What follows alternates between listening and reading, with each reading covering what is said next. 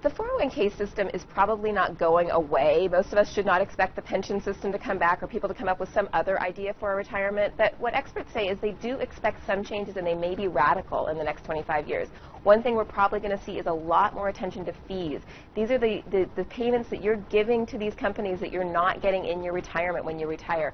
Another thing that people say is perhaps we'll see a total rejiggering of the system where there are these big nonprofits or other organizations that are administering your 401k, so companies don't have to do it. It's very costly and burdensome for companies to be trying to get people to save for retirement and running their core businesses. The thing that's going to be different for those of us who are retiring with mainly a 401k rather than a pension or a Social Security check is that it's going to come in one lump sum. So this isn't going to be as simple as getting what's equivalent to a paycheck every month. You're going to be looking at this big chunk of money, or maybe not that big of a chunk of money, and you're going to be having to figure out how to spend it and make it last for 20 or 30 years.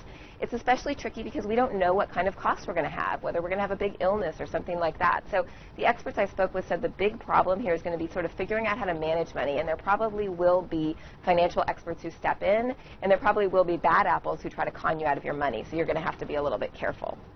I think we are going to have to take some responsibility here. You know, it's not like you're going to get a paycheck every month, so you really are going to have to take a look and decide, how do I want to make this money last? You're probably going to have to read one of those personal finance books, whether you're the type of person who likes to or not, because this really is your livelihood once you retire.